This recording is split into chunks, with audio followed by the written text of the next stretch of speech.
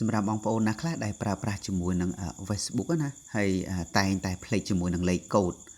អញ្ចឹងបងប្អូនអាចមើលវីដេអូនេះបានខ្ញុំនឹងចែករំលែកពីរបៀបក្នុងការផ្លាស់ប្ដូរជាមួយនឹងលេខកូដ Facebook ណាអញ្ចឹងយើងអាចធ្វើការផ្លាស់ប្ដូរលេខកូដ Facebook ថ្មីបានទោះបីជាយើងភ្លេចលេខកូដចាស់ក៏ដោយអញ្ចឹងវិធីសាស្ត្រក្នុងការផ្លាស់ប្ដូរយើងចូលជាមួយ Facebook រួចយើងធ្វើការចុចកន្លែងសញ្ញាគូស3បែបនេះបាទ scroll មកក្រោមបន្តិចមកបងប្អូននឹងឃើញពាក្យថា setting and privacy ហើយ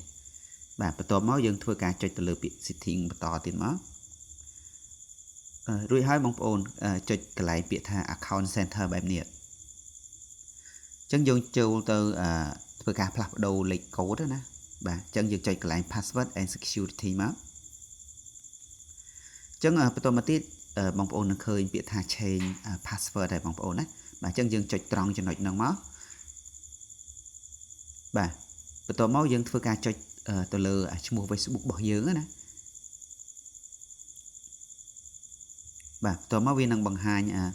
ទម្រង់បែបនេះហើយអូខេអញ្ចឹងយើងភ្លេចលេខកូដមែនប៉ុន្តែយើងក៏អាចធ្វើការផ្លាស់ប្ដូរលេខកូដចាស់នឹងចេញបានដែរយើងអាចដាក់ជំនួសទៅដល់លេខកូដថ្មីបានណាអញ្ចឹងដើម្បីយើងផ្លាស់ប្ដូរលេខកូដថ្មីបានបងប្អូនគ្រាន់តែធ្វើការចុចកន្លែងពាក្យខាងក្រោមនេះណាខាងក្រោមហ្នឹងគេដាក់ថា forgot password បាទយើងចុចលើហ្នឹងមកអញ្ចឹងវានឹងបង្ហាញបែបនេះហើយបងប្អូនអញ្ចឹង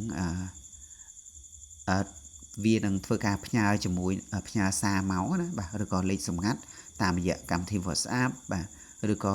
MSS ឬក៏ email អញ្ចឹងសម្រាប់យើងប្រើប្រាស់ជាមួយនឹងលេខទូរស័ព្ទបងប្អូនគួរតែធ្វើការ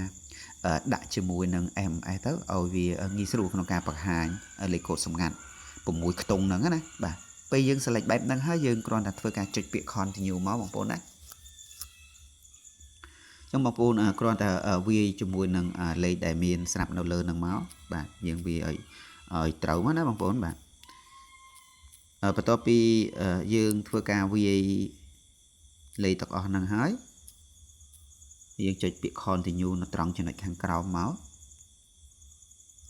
ចឹងបងប្អូនរងចាំតិចទៅវានឹងធ្វើការផ្ញើលេខកូដសម្ងាត់ហ្នឹង